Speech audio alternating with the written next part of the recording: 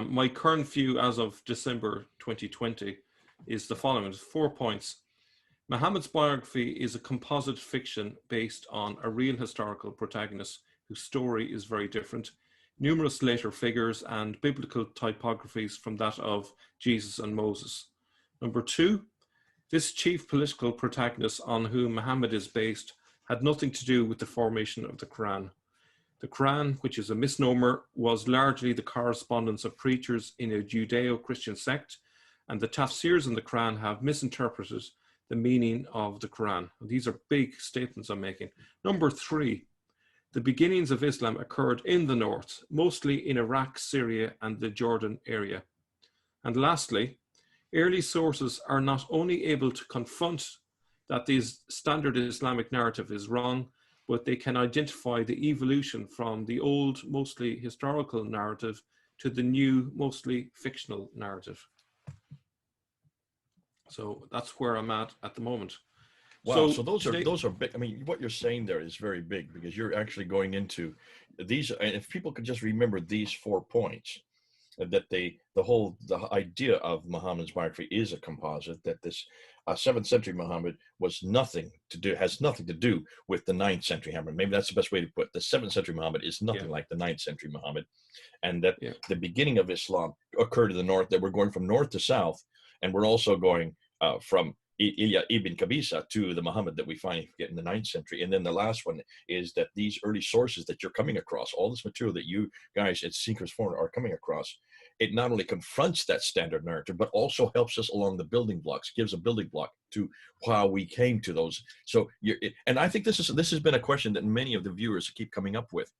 Help us to put this all together, because we're getting confused. Are you saying it's Petra? Are you saying it's Iraq? Are you saying it's southern Turkey? All these different things, these different places on the map. Are you saying it's the 6th century, 7th century, that things start to change to the 8th century? What are you saying? Because we're throwing so much new material at them. What you're going to be doing, and I think this is one of the nice things about this particular segment, you're going to show that this did not happen immediately. It happened and evolved slowly. But as you watch and look the trajectory, you will see these early sources take you on the trajectory. We can now are starting to put it together, and it is flowing, and it does not confront each other. It does not contradict each other. It complements the almost all the material that you've been coming across.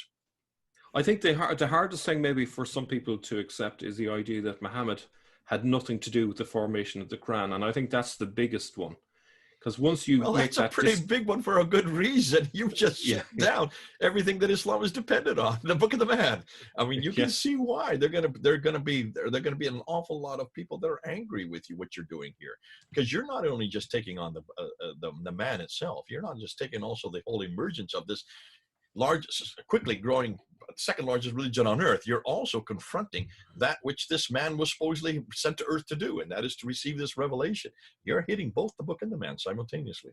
Yeah, these are two parallel things that are happening in the 7th century, and people have assumed that both of these are connected. But what I'm suggesting, that the evidence suggests that there's a political genesis and there's a religious genesis, and these are not connected. They can connected in the time of Abdul al-Malik, but before that, these were distinct movements. And by thinking that they're one and the same movement, it leads to lots of confusion. But once you decouple that, it's much easier to see what's really going on. So there we have it on that. So in this first half then, first part 1, I'm going to be arguing that the standard narrative is wrong. In part 2, who was the main protagonist for the political genesis of the revolution that later became known as Islam. So part 1, the standard Islamic narrative is wrong. I'm going to suggest there were at least 2 standard Islamic narratives: the northern narrative, most of which has been expunged from the records, and the southern narrative. The standard Islamic narrative that we have today is essentially the southern narrative. Now, a quote from Thomas the Presbyter. You've seen this, I'm sure, many times. Mm-hmm. There was a battle between the Romans and the Tayyaye of Muhammad in Palestine, 12 miles east of Gaza. You will hear almost nothing about the Tayyaye in the standard Islamic narrative. Why? That should concern us. Why have the Tayyaye been painted out of the picture? Why have they been airbrushed out? There's obviously... Oh, that's interesting. So they've been expunged, you think, intentionally, and that you're Yeah. gonna. That's, I assume you're gonna say that. If you, and Yeah. isn't this symptomatic of what you do as if you're a new ruler, if you're a new emperor, if you are new coming into a new empire? What's the first thing you want to do? You want to eradicate your predecessors. Yeah. And there's going to, I'm going to show you why it was, why they were got rid of.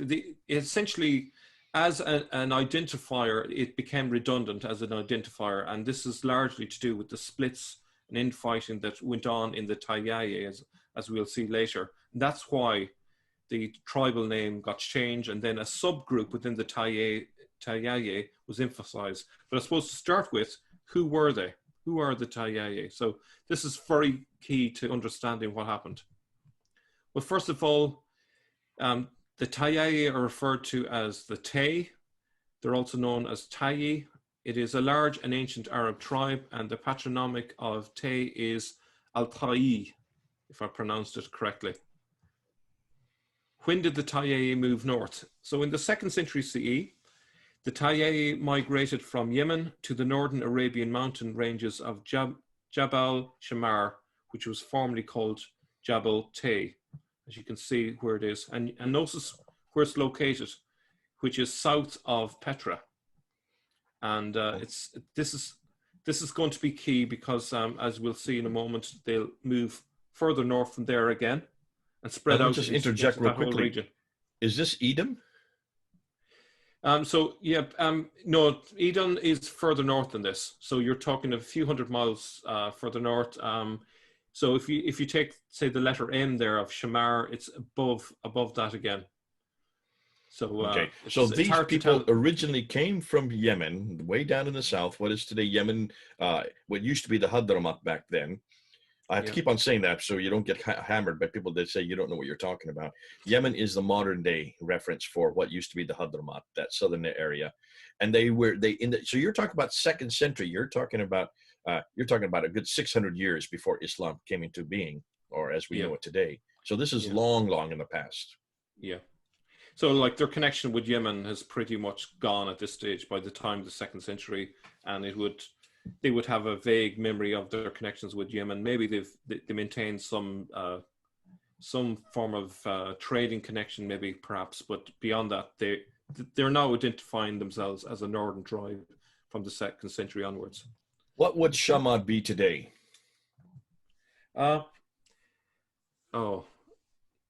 Is that Jordan? I suppose Petra. It would be Jordan and northern Arabia, northern Saudi Arabia. As far I'd have to check it against a map just to see where the borders end and so on. But well, this would be Nabatea then. Jordan. These would be Nabateans. Yeah, absolutely. Oh, definitely would be within the Nabatean region. Yeah. Okay.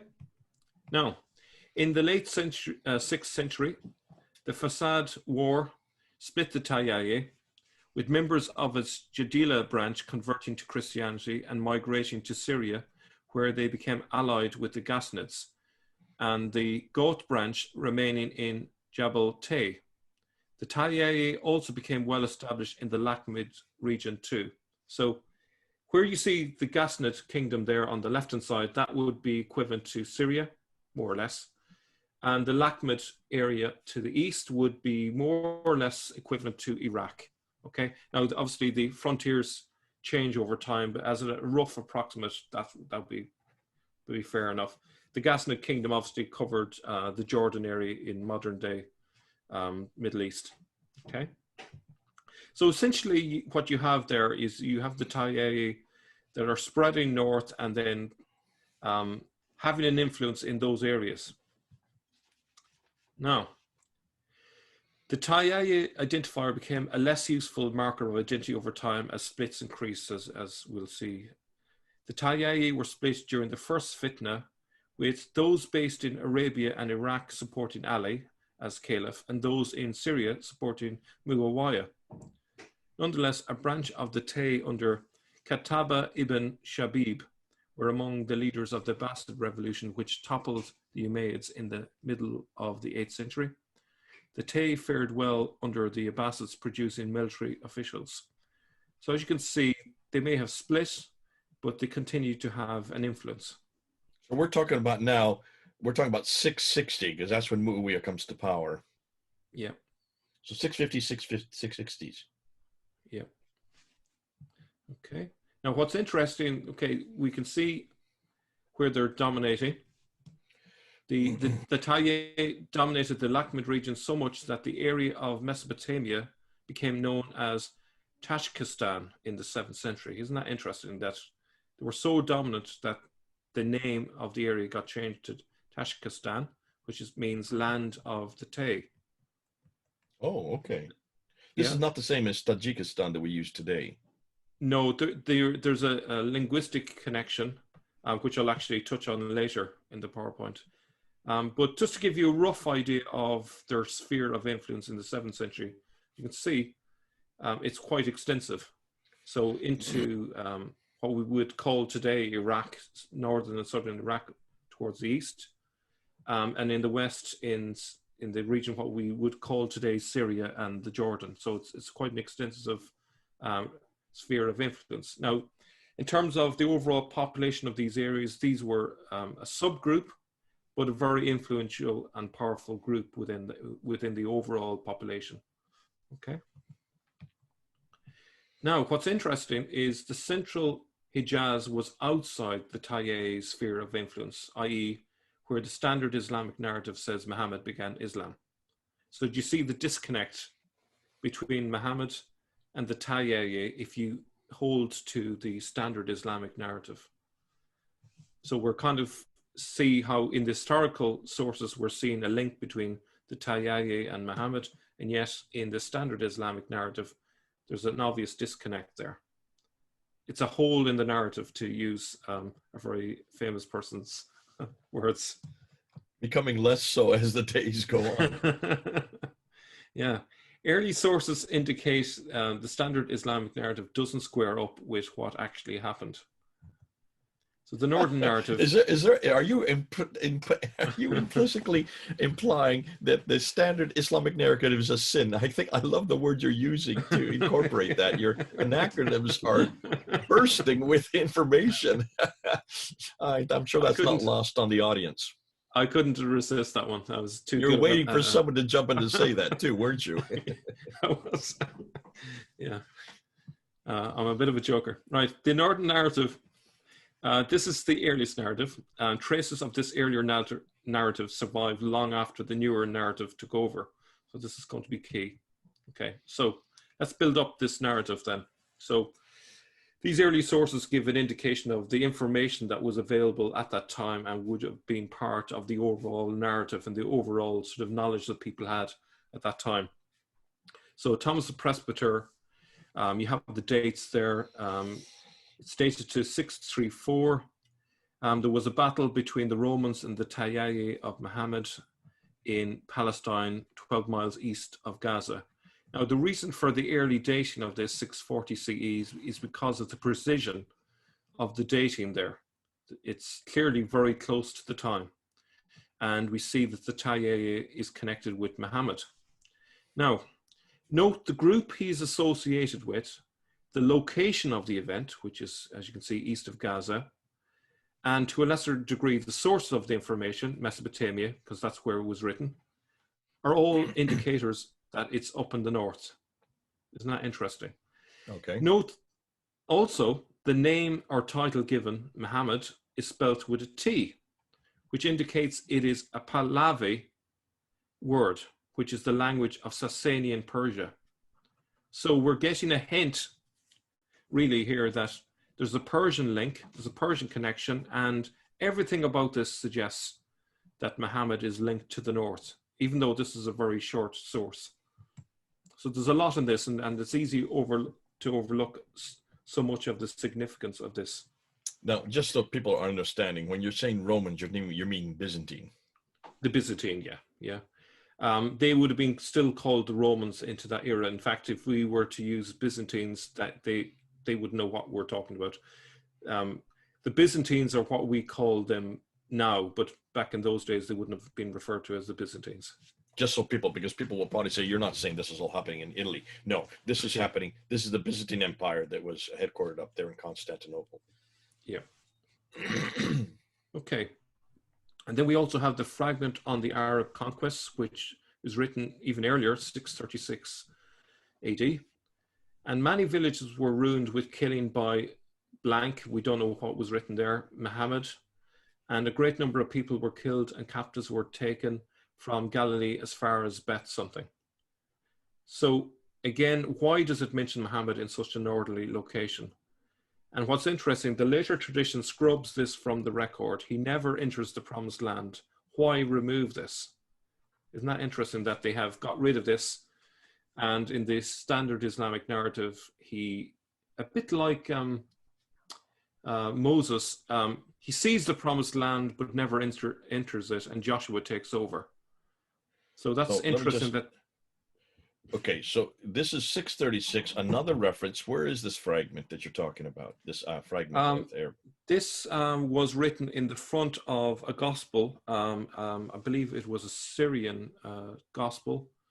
And it is a contemporary reference. It's believed to have been written in the same year, 636.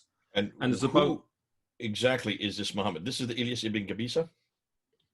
I presume so. It doesn't give us enough information, but we'd have to assume that this is ES.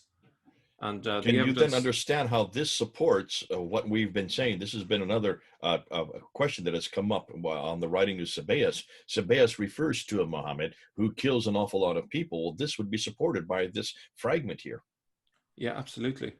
Again, I don't know if you put those two together, because now when people say, there's a proof of Muhammad, no, it isn't. That what Sabaeus, the Christian cleric, is talking about is this Muhammad. This is the 7th century Muhammad. This would be supported by this fragment as well, if if the date is 636. Muslims can't get around the fact that in the Islamic standard narrative, Muhammad never goes to Syria, apart from in his childhood, which we'll grant. Well, we're talking about the conquests. He's meant to have died before this. He's meant to be dead and buried in 632. What's he doing alive in 636, according to this source? This. And I think in the Sabaeus documents, he's in Jerusalem. That's, again, too far north. Yeah, absolutely. So, you know, we're seeing a picture here that it doesn't fit with the standard narrative. Now, there's lots of contradictions, and it's very hard to try and put together a consistent narrative, because there's contradictions. We don't understand exactly why there's contradictions. Maybe some people get it wrong, maybe they get their dates wrong, and so on. But clearly, when you gather all the sources together, it's painting a different picture, and it's painting a northerly location. Well, it's painting the same picture. It's just different from the sin that you're talking about, standard Islamic narrative. Okay. Yeah. Now, it might surprise many that an area in northern Iraq and Syria had been referred to as Arabia a long time ago. Now, this obviously may not be news to most people, but for some it might be new or news. Pliny the Elder, as far back as 79 AD, refers to let me say this right, Osroene and Commagene as Arabia. So those two areas in the middle of the map there, which are way up in northern Syria and northern Iraq. So he referred to that as Arabia. And Plutarch calls Abgar II an Arab philarch, and Tacitus calls Abgar V a king of the Arabs. Now, Abgar was ruling out of Edessa, which you can see city up there in Osroene. And this is quite strange for us, because we think of Arabia nowadays as being just Saudi Arabia. But the notion of what was Arabia and who were the Arabians changed over time. And this is something that we have to grapple with. And it might be partly got to do with the fact that with the Southern narrative, our conception of where everything happened got changed. But we see here from nearly 2,000 years ago, references to Arabs being way up in the north. Okay, and this is what we're talking about is Syria. That's the area you're looking. I mean, it looks like almost southern parts of Turkey. Yeah, it would be. Yeah, actually. Edessa. There's Edessa. That's southern part of Turkey. So we are way far north. And when we say Arabia, we think of Saudi Arabia, which has only been around since the 1700s. So even that is something that we need to be careful that we try to get the names that are that were used, and also put it on a map. Thanks for putting it on the map so we can see that that Arabia would include all this northern area. Yeah, and the Romans, I think it might have been in the 2nd century, I stand corrected, would have divided up Arabia then into the 3 regions. The Yemen area would have been called Arabia Felix, and then the central area would have been called Arabia Deserta, which means abandoned Arabia, because there was almost no one living there. Which is all the more part of your whole thesis, isn't it? It's all abandoned. Why is it that Islamic traditions have incorporated and put enormous amount of sophisticated villages and towns and cities when there's nothing there? That's why the Romans said it. It's deserted. Yeah. And way up north, then they called it Arabia Petraea, in connection with Petra, the importance of Petra. There you go. Nabatean. I love this. Absolutely. We should get a map and put that up there and keep reminding people everything about the later narratives is great for the 9th century, but absolutely hopeless for the 7th century. Yeah. Okay, so the Hispanic Chronicle of 754, due to its distance from events, its report seems to have survived the later changes. So even though this is quite late, it seems to represent the earlier narrative, the northern narrative, rather than the later one. And that's why I'm using this.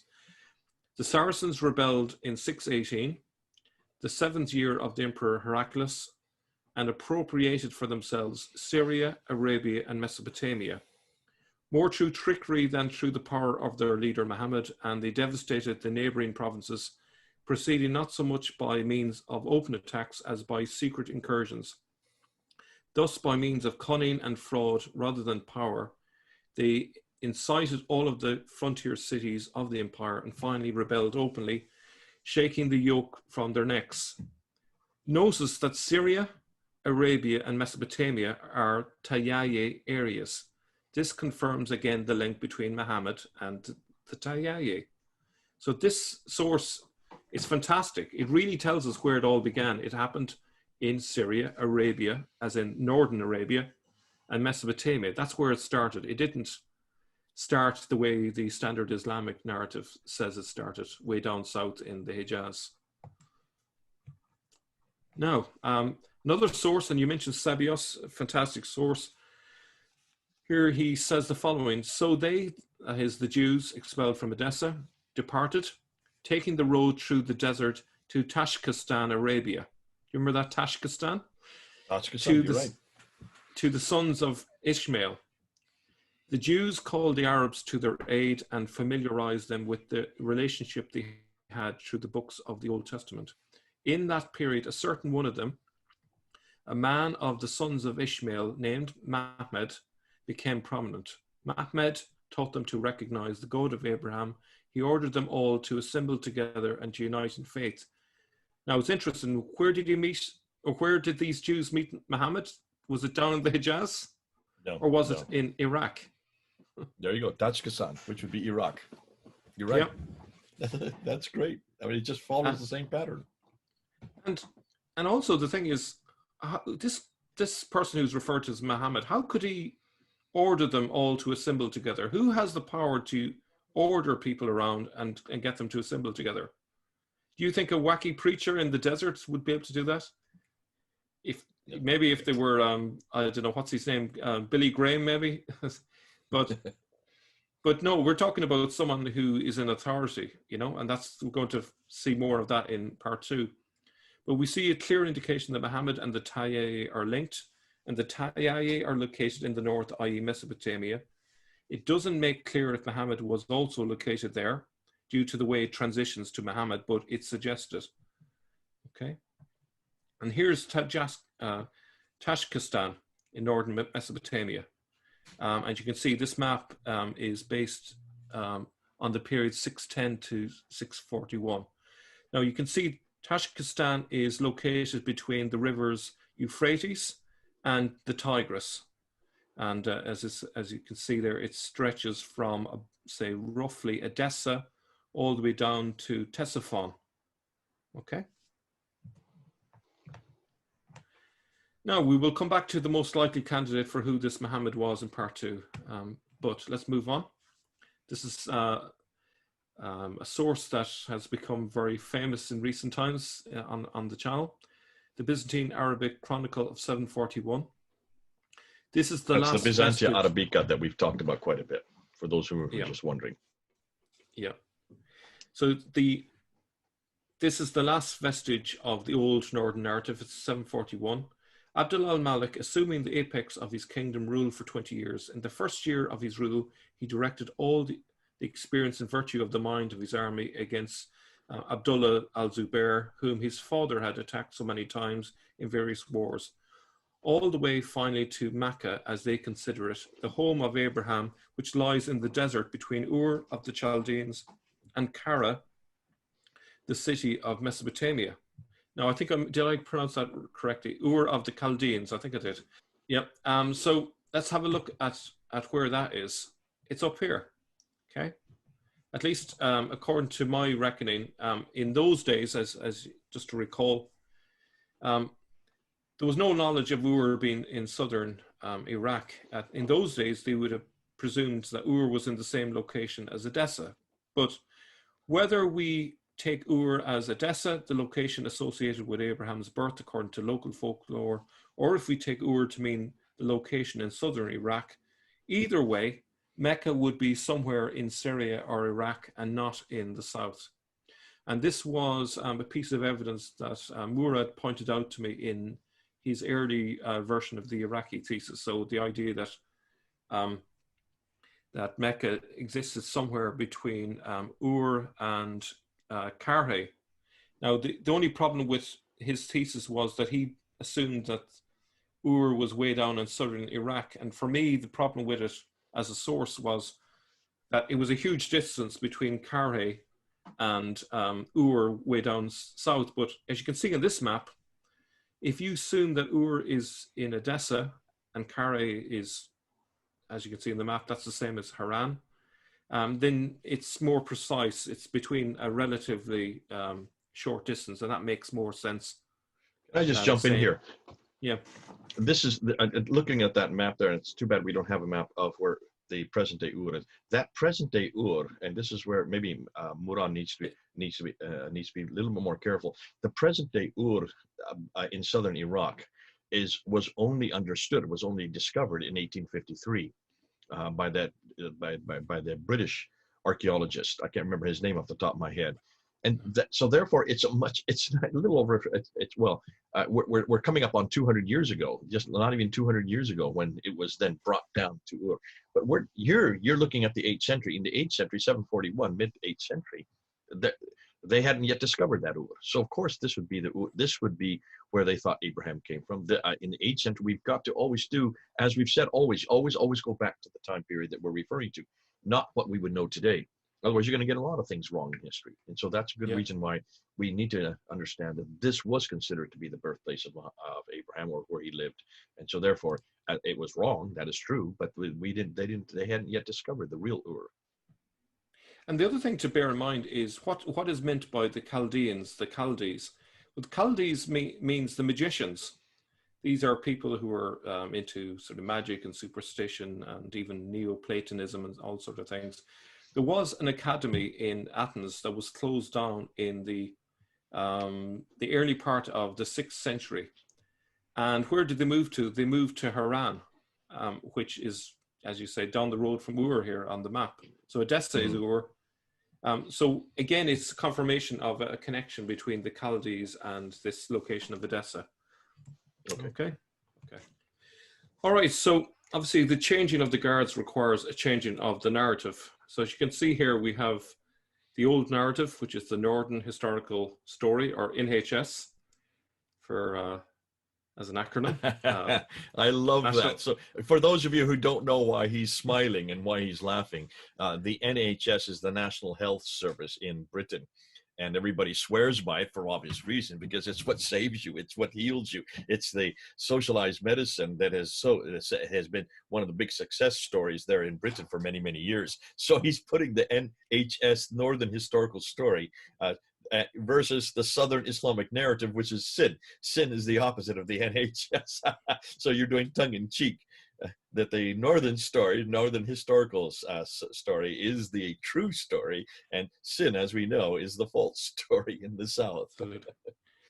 As you can see from the diagram, the old narrative and the new narrative overlap each other. So in the 680s, I believe, was when the new Southern narrative began to take shape, and then it became more definitive around the 750s when the Abbasids took over. And then from then onwards, the Southern narrative took over completely, and the old narrative was forgotten, with the exception maybe in local areas where it probably retained some memory, maybe for decades, possibly even for centuries. But essentially, in terms of the empire, it was all about the Southern narrative from that point onwards. Now, some sources suggest the beginnings of the Southern narrative. So let's take John Bar Pinkeye, 687, a sanctuary in the south.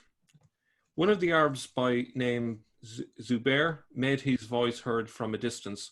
He made it known about himself that he had come out of zeal for the house of God, and he was full of threats against the Westerners, claiming that they were transgressors of the law. He came to a certain locality in the south where their sanctuary was and lived there. Now notice we see a touch of the Southern narrative there, but it is not clear where in the south he is referring to. Was it Petra? That would be south of the Western region. Was it Mecca in the Hijaz? If it was, then his contemporary Jacob, Bishop of Edessa, 684 to 688, flat out contradicts him. So this could be the very beginning of this idea of things having started from the south. So Jacob, Bishop of Edessa, as we said, this is one we've referred to before. It's referring to praying to the Kaaba, but doesn't say Mecca, so bear that in mind. For it is not to the south that the Jews pray, nor either do the Maghreb. The Jews who live in Egypt and also the Maghreb there, as I saw with my own eyes and will now set out for you, pray to the east and still do, both peoples, the Jews towards Jerusalem and the Maghreb towards the Kaaba. And those Jews who are to the south of Jerusalem pray to the north, and those in the land of Babel, in Hira and in Basra pray to the west. And also the Maghreb who are there pray to the west towards the Kaaba, and those who are to the south of the Kaaba pray to the north towards that place. So from all this that has been said, it is clear that it is not to the south that the Jews and the Maghreb here in the regions of Syria pray, but towards Jerusalem or the Kaaba, the patriarchal places of their races. Now, if that didn't make any sense to you, I have a map. So what they're actually saying is that the people in Syria, the Jews and the Maghreb, they were praying south to here, but he has witnessed Jews and Maghreb to the west praying to the east, and those over here in Iraq praying west, and so on. So he's suggesting very clearly that this is where the Kaaba was and not further south. Can I jump in there and hold that map there? We also have the archaeological work that was done by Creswell and Faravardi in 1905. Were the first to actually go to where you have Najaf and Karbala, to Kufa. Kufa would just be in that area, which would used to be Hira, just southwest of Babylon. And they were, I'm sorry, just southwest of Baghdad.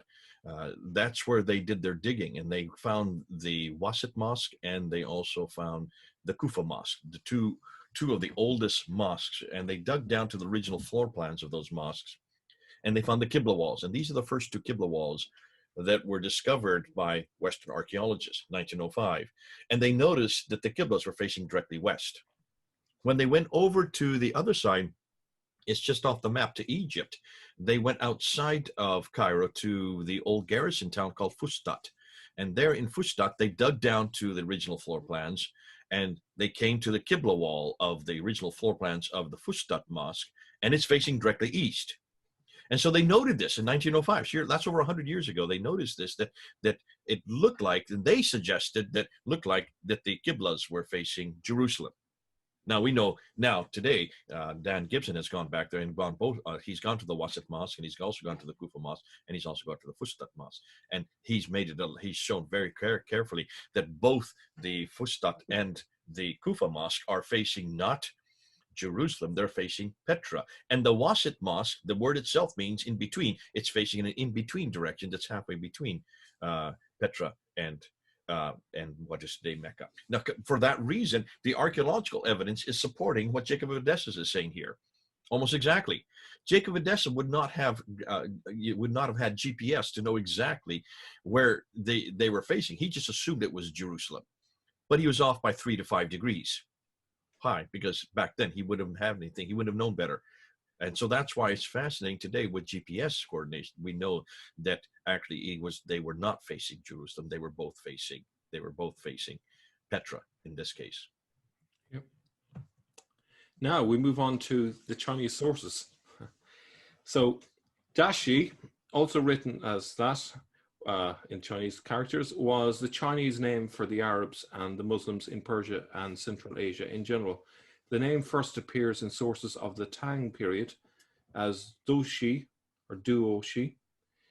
The word is derived from the designation of one particular Arabian tribe called Taye or Tay that was in Middle Persian transformed into Tajik or Tazi, the origin of the state Tajikistan. So this is the connection with Tajikistan. Another explanation of the word Dashi is the Arabian word for merchant, Tajir. So it's interesting, there's a connection there between merchant and Tayaye. This will come to prominence later. Perhaps the idea that Muhammad was a Tajir, Pahlavi for a merchant, stems from him being a Tajir in the sense of being of the Tay tribe, right? So when we see in the sources sometimes Muhammad being referred to as a merchant, perhaps, and this is a hunch, that maybe the word that's being used is the word which means that he's a member of the Tay and not necessarily a merchant. So this is perhaps the origin of this whole story of Muhammad being a merchant, and that ties in with the wider Islamic narrative of Khadija and all this trading, and he was an honest guy and all that. Maybe this is built on a mountain of sand, and it is based on confusion about the word Tajir. So it's a possibility. Good stuff.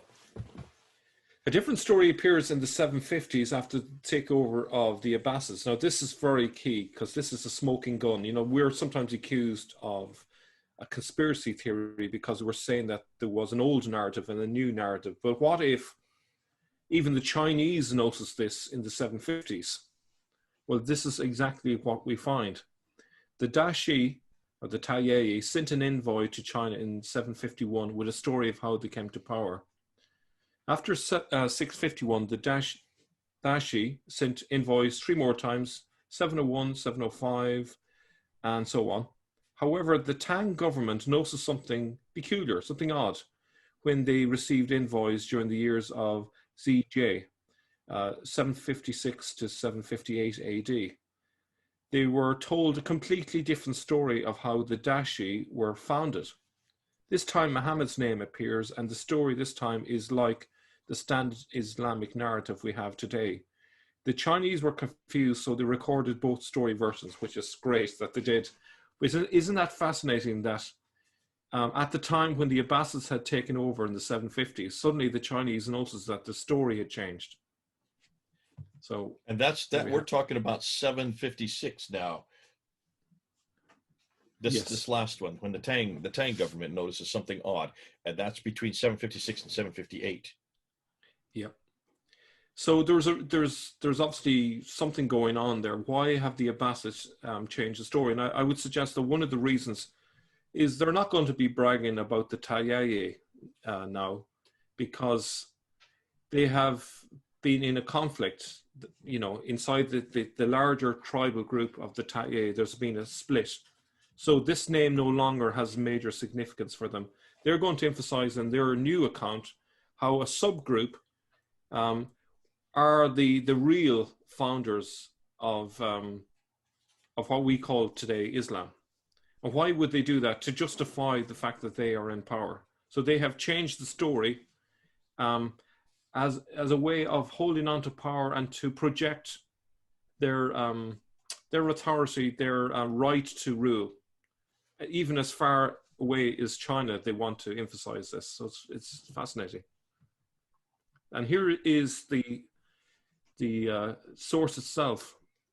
Notice that we still see traces of the old northern narrative, but the Quraysh and Muhammad are now central. So, as I said at the beginning, okay, this is a significant change, but we can still see a slow evolution. It will take a couple of decades later with Ibn Ishaq and then later again with Ibn Hisham for this story to fully ferment and become a completely different story. But here we can see elements of both the old and the new narrative. So let me just get straight into it then. Another saying is that the ruling clan of the Dashi, Tayyei tribe, is called Guli or Quraysh during the year of Kai Huan of the Su dynasty. There are two families within I'm going to use Quraysh or Quraysh just to make it clear. One family is called Penni Shishan, which is the Banu Hashim, and the other is Penni Mohuan, or the Banu Marwan. There was a man from the Penni Shishan called Moki Mo, that's Muhammad, who was very brave and wise and was hailed as the king by the tribe people. The king, Moki Mo, then expanded the kingdom's territory stretching across 3,000 leagues from east to west with his mighty forces. He also conquered the city of Shiala, which is Syria, which is called City Shan, which is Damascus. Now, before anyone says this, the Chinese are rendering these words in Chinese, and they're doing their best to get the closest representation of the word according to how they're hearing it. That's called transliteration, and we do that even today. If you were to go into any dictionary or you go into any encyclopedia and you look up the word Muhammad, just look at that word, even in English, how would you write that? In modern standard English, it could be Mohemmed or Muhammad. Look at the word Quran. It's a lot, and for many years it used to be Koran, but now it is Qur''an. They're completely different spellings, almost look like completely different words, but it's actually the same word. And so this, when you transliterate it, you try to write it in your script as you hear it coming from the foreigner's voice. And so that makes, when they heard it, the Chinese heard the people who were coming from the Abbasids, when they were referring to Muhammad, they heard it as Mokemo. So that's why they wrote it Mokemo. Yeah, so notice that it's saying that there's a ruling clan within the Tayyei. So if you imagine the larger group is the Tayyei, and then within this large group, you have the ruling clan, which is the Quraysh, which I'm going to suggest based on later evidence we'll see in a second.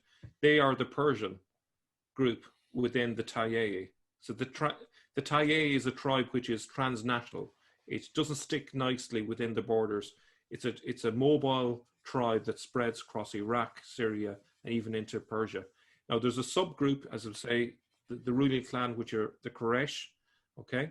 And this is what we've discovered. And within that group called the Quraysh, there are two important families. There's the Banu Hashim and there's the Banu Marwan, right? Now, the Banu Hashim is connected with Muhammad, according to the Chinese source. And notice the other one, the Banu Marwan. Why is that significant, Jay? Well, Marwan.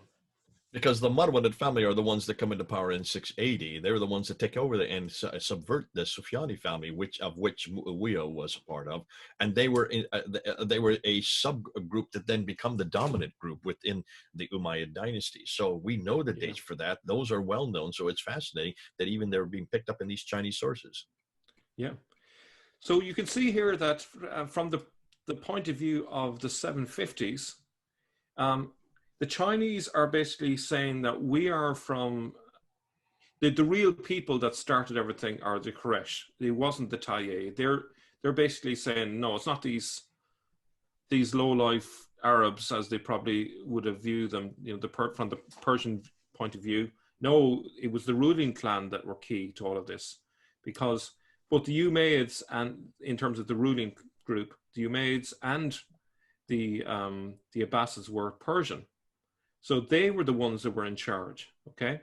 And we see that by the 750s, the Banu Marwan have been suppressed and the Banu Hashim have taken over. And they are the Abbasids, essentially. That's how I read it, at least. Yeah. So it's very interesting. No, this is terrific. I mean, you can understand then why they've come to these conclusions. Yeah. Now, it goes on to say that the Quraysh, with its Marwan clan and the Hashim clan, were the white-coated Arabs. Now, bear this in mind that with the identities here, they're referred to here as Arabs, but there are other Chinese sources that will say that the ruling clan were in fact Persians. So if you imagine a pyramid, on the top you have the Persians, and underneath you have the Arabs who are doing all the fighting for them. You know, so there's that going on. A person from Mulu in Khorasan, in Persia, called Abu Muslim, plotted to overthrow Marwan. He announced to the people that whoever was on his side should put on black clothes. He soon collected an army of several thousand men and slew Marwan. Abu al-Abbas of the clan of Hashim was chosen king, and henceforth they were known as the black-coated Arabs. And this, in the Chinese, is the explanation for why the Abbasids are in charge. So it's very interesting. So the black-coated would be the Abbasids, the white-coated would be the Umayyads. Exactly, yeah. Now, despite the Chinese sources referring to these key clans as white-dressed Arabs, then black-dressed Arabs, it is clear from another Chinese source that these are more precisely to be termed Persians. This contradiction is due to centuries of border changes. These same people could be termed Tayyeh, Mesopotamian, Arab, and or Persian. Border changes meant a fluid sense of identity, but I think the key thing to draw out of all of this is that the elite were always the Persians. Okay. Now, so some more sources. The Gospel of the 12 Apostles, 692 to 705, and there shall rise up from among them a warrior and one whom they called prophet, and they shall be brought into his hands, and the south shall prosper. And by the hooves of the horses of its armies, it shall trample down and subdue Persia and devastate Rome. So we can see elements of the south appearing in the narratives. You know? So we go on to the next one. So we have the short Syriac chronicle of 775, which says, and Muhammad and the Arabs went forth from the south and entered the land and subdued it. As you can see there, there's a focus on the south there. And then we turn to the Chronicle of 1234. And this one I got from Stephen Shoemaker. He said that the Chronicle of 1234 was based on the Dionysius Chronicle of 845, which in turn borrows from the Chronicle of Theophilus of Edessa in around the year 750. So, you know, have to take that, you know, with a pinch of salt, you know, because it's the source based on a source based on a source. But it says anyway, therefore this Muhammad, while in the measure and stature of youth, began to go up and come down from his city Yathrib to Palestine for the business of buying and selling. So you can see here there's... But let me just jump in here. You're saying that this was written in 845, being redacted or borrowing from something, the Theophilus of 750, way up in Edessa. And so that would fit perfectly, because by that time Mecca, and it would have been called Mecca at that time. Why they're still calling it Yathrib, I don't know. Mecca would be well known by 750. Yeah, but I suppose, you know, if we take it in terms of the Chinese sources, we can see that, you know, by the year 750 there's a strong beginning of the southern narrative. Now, when exactly it started, you know, in terms of a full story, it's hard to say, but we can see elements of it gradually coming into focus here with this source here. Okay, that's great. Now we move on to the following. With the rise to power of the Abbasids, the southern narrative was supported and the northern narrative was suppressed. Mecca in the Hijaz offered many advantages. It was a clean slate on which to write their new story how they liked it. Islam's Persian origins could be erased. The Quran's origins as the patched together writings of a Jewish Christian sect with its Idumean or Petra links could be hidden and replaced with a tale of an ignorant prophet who got it all sent down by an angel. Islam's origins as a rags to riches tale was preferable to a Persian oligarchical power struggle. What better way to stop the Arabs rebelling against the Persians than for the Persians to lead the way and then to remake their first leader into an Arab? Arabs then think they are in charge when it is in fact still the Persians. So that's how I see this move down to the south. It suited the Abbasids. They could rewrite history the way they wanted it. They could ignore the early stories about the Tayyaye, and they could say instead that it was the Quraysh, which is their clan, that was the instigators from the beginning. So it suited them down to the ground. And the cherry on the cake was to give a new narrative around the key protagonist of Iyas, or Muhammad, and to make him come across as if he were an Arab. So that's the idea that I see of how it came about. So the conclusion then, really, of part one is that the standard Islamic narrative is wrong about where Islam began. It says Islam began in the Hijaz, but that turns out to be false. The real story began with the Tayyaye way up in the north. So that's it, Jay. Terrific. This is good. Let's go ahead and stop your sharing there. And I'd like to just kind of, these are the notes that I took, and I've taken 2 full pages of notes here. Let me just go through so we can tie it all together. Because what you've done here, you've put together this scenario of the north going to the south, and in that direction. And I love the fact that you've named the northern historical story versus the south, which is sin, and that's the southern Islamic narrative. Terrific. So let's just take that and let's go ahead, put that in and unpack it. And what you started out by saying, you took 4, you start out by saying 4 criteria that you're going to be using as your dictums. The first idea that this whole idea of Muhammad is a composite fiction. It doesn't come suddenly. It evolves over, in this case, you're talking about 150 years. And that the earliest Muhammad, the 7th century Muhammad, please be careful, folks. Don't think that that's the Muhammad of the 9th century. He's nothing to do with the 9th century. Get that out of your head. The same name, yes, but not the same person. That's good that you make that emphasis, and I'm glad we've got that there. And then you said, to understand what I'm saying, let's look and see how it went from the north to the south. And so you're saying that's a progression as well. So you're going from Muhammad to Muhammad, the Muhammad of the 7th century, moving to the Muhammad of the 9th century, and you're also going from the north down to the south. And that the earliest sources, this is the ones that we're going to, the 7th century, they confront that narrative that's in the 9th century, and they also help us see where it goes along that path. And I love what you've done in this entire episode. You've taken us along that path. And you start by saying, let's go back to the 7th century. Who is there? It's the Tayyaye.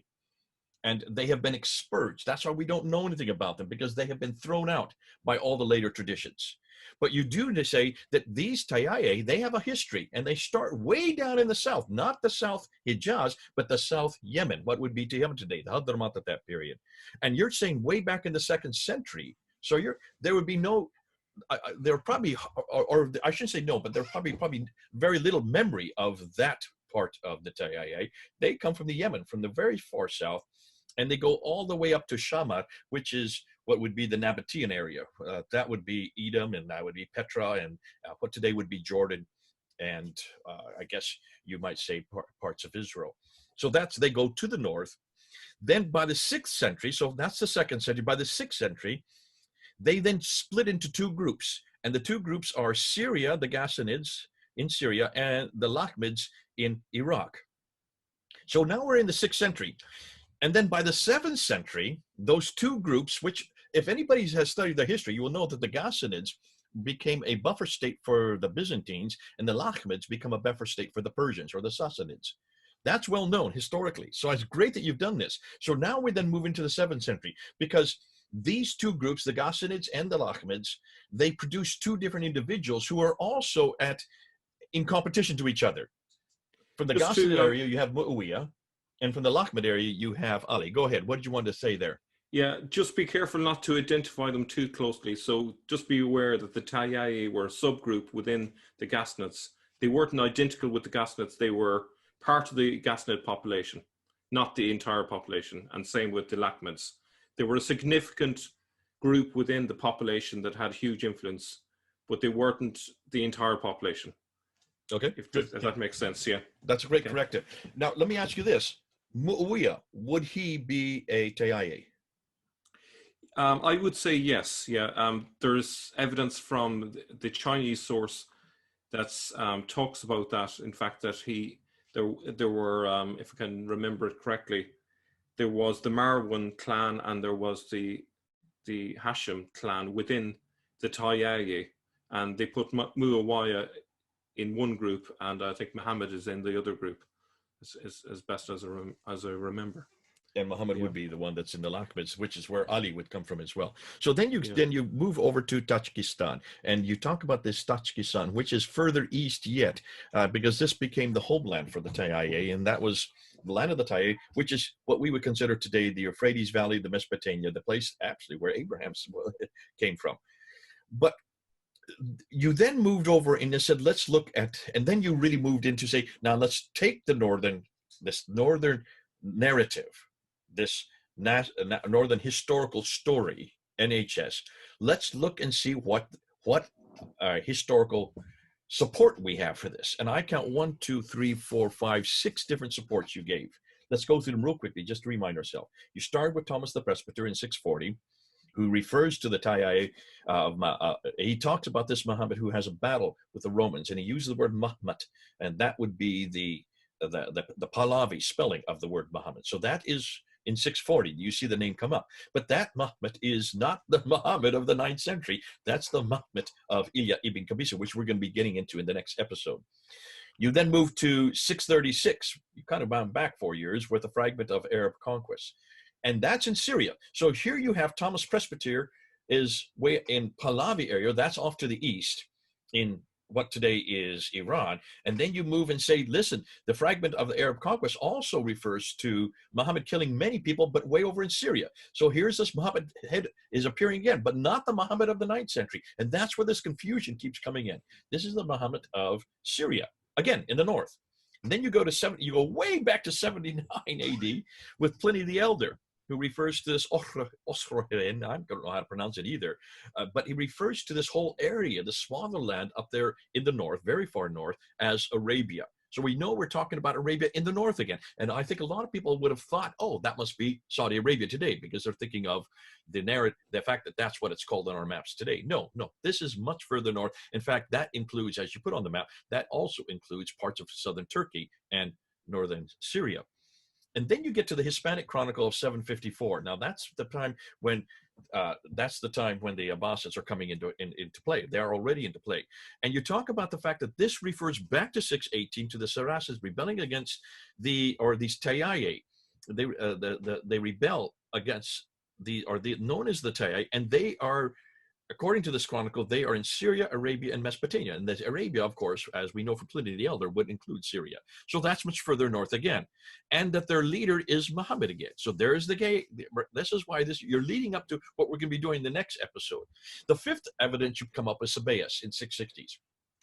Sabaeus, well known, he talks and he does use the name Muhammad, but he says this Muhammad, and he refers to him as, again, part of the Tayyi and in Tajikistan.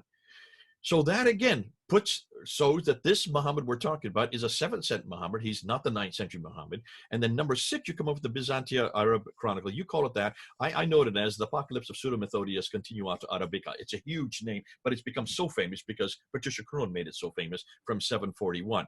Which refers to Mecca. And of course, people have jumped on that saying, that's the Mecca. Even Patricia Crone says, that's the Mecca we're looking for. No, it isn't. Because as you've pointed out, that Mecca is way up in Edessa near Haran, which is in southern Turkey. That would have been where most people in the 8th century, well, all the people in the 8th century thought that Abraham was born and grew up and spent his life. So that's why it makes sense then that they was known as the land of Abraham.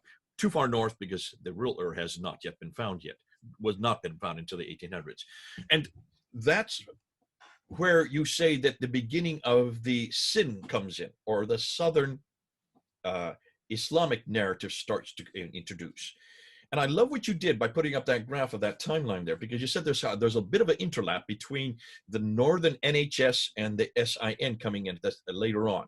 So the NHS starts to disappear once the southern Islamic narratives comes in, and that starts to take over. But there is a little bit of interlap, and you're putting it at the date around 680 is where the southern narrative starts to be introduced. And what's great is you start with someone like John Benkari. And I have 1, 2, 3, 4, 5, 6 again proofs that you brought forward to help understand that evolution of the southern narrative.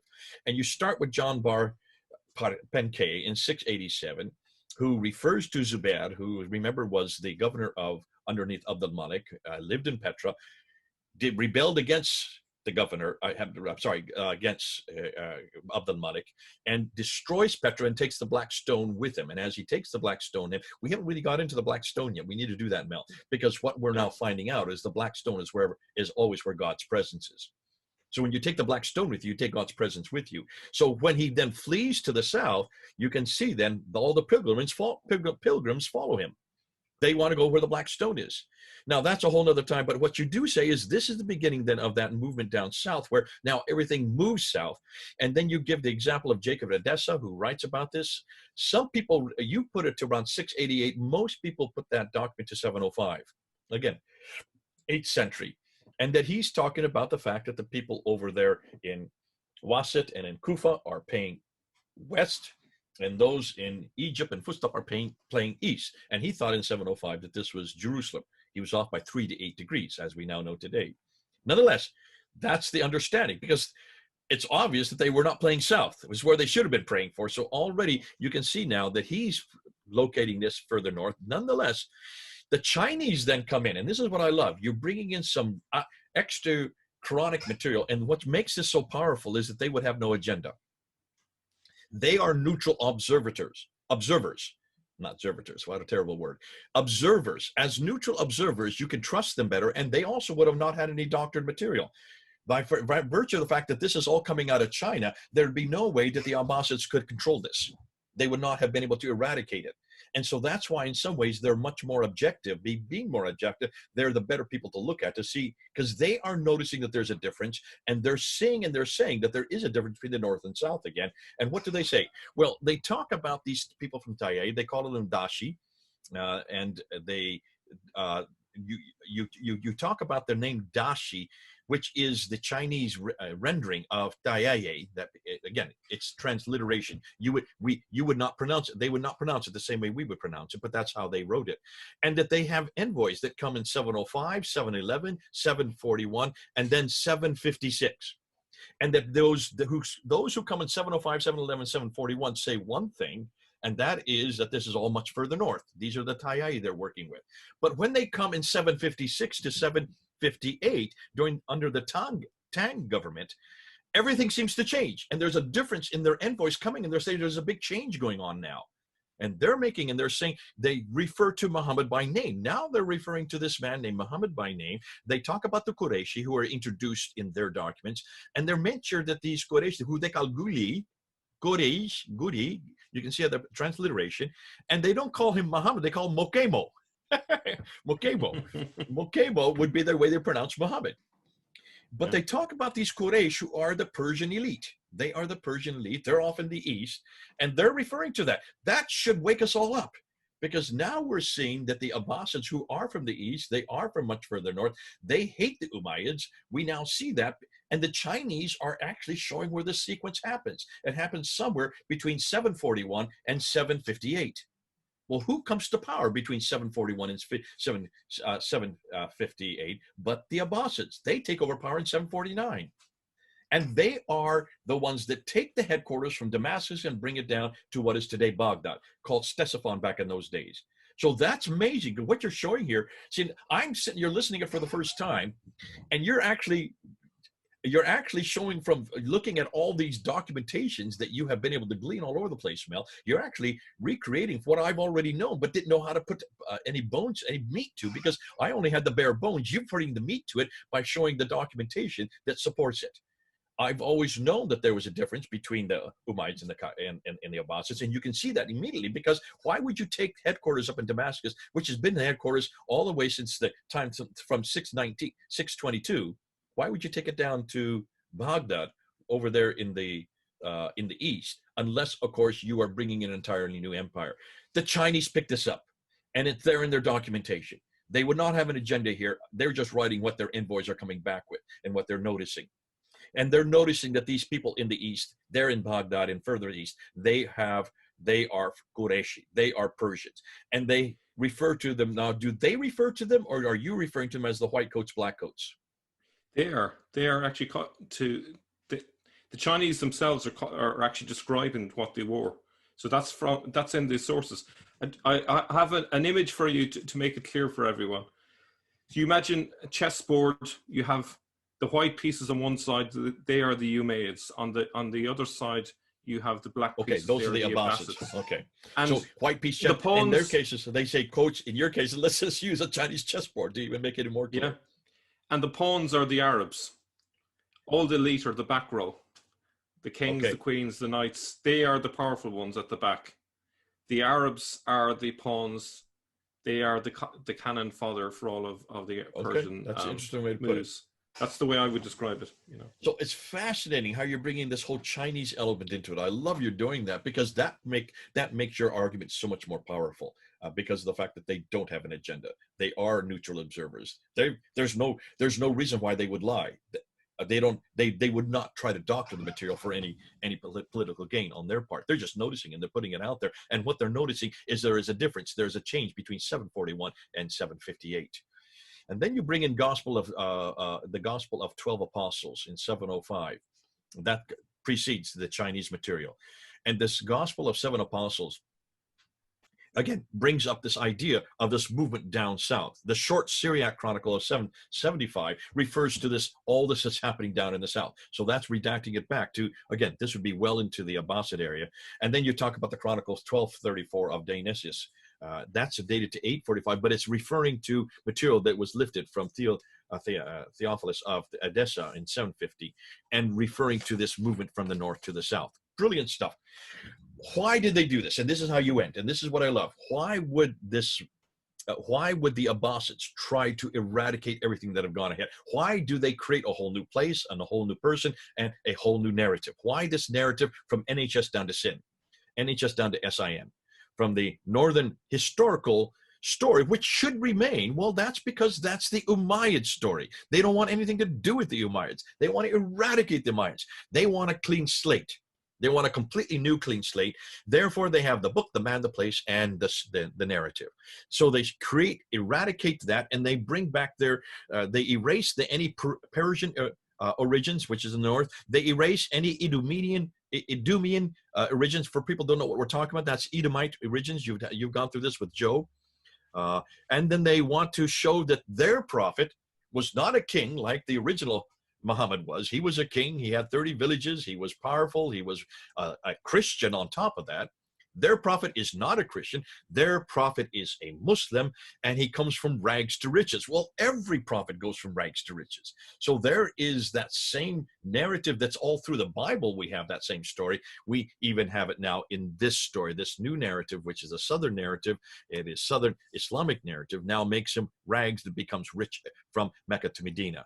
And then, of course, they introduced the Quraysh, the Quraysh who are the tribe, supposedly, of Muhammad. We can't find any reference of any people called Quraysh anywhere that far south, nor certainly not from Mecca and Medina. And that's why then they introduced their prophet. So I hope, I mean, this has been fascinating. I love this kind of stuff because you're taking a whole swath of history, looking over a period of at least about 100, maybe even 150 years you're looking at. You're showing that almost everything is in the north. It's the Umayyad narrative that's in the north. It now needs to be brought down to the south. That new narrative, this Southern Islamic narrative, has to make sure that that narrative is the one that is then imposed. And that's why it takes then to the 9th century, another century later, to finally get it written down with Ibn Hisham in 833, and then finally they get it all put together by 870 when Al-Bukhari, Sahih Muslim, Ibn Dawud, and all those start putting the sayings together. And the story itself is finally created in 923, the 10th century. So this would make sense. This is fascinating because we now understand how the Abbasids wanted to eradicate and introduce their own narrative. Good stuff. So what's the next episode? The next episode, we're going to look at who the protagonists for the beginnings of Islam. So that's what we're going to look at. Oh, so we're going to go back to the original Muhammad. We're going to go back to the first Muhammad, the 7th century Muhammad. Oh, I can't wait. This is going to be fun. And God, listen, for those of you who have been following us, you've been seeing what Mel and his group have been doing in Sneakers Corner. Please, please, please continue to unpack what he's saying. Don't just sit there and read it and say, that was a great video. We love what you're doing. Say, what is it about that you're finding that is helpful? To also hammer us. Try to get us, put us on the back foot. Try to see if you can find any chinks in Mel's armor. He loves that. This is what he thrives for, and this is why he stays up late at nights, just to make sure that he answers all your questions. We're going to stick this up there, throw it up there, and then we're going to look and see what kind of response we get from you all. God bless you. This has been fun, Mel. Thanks so much for coming on board. Okay, this is Mel. Right over there, over in Europe, and me here in the United States. We're about 3,000 miles apart, but isn't technology great? We can sit there, still talk to you face to face. Over and out.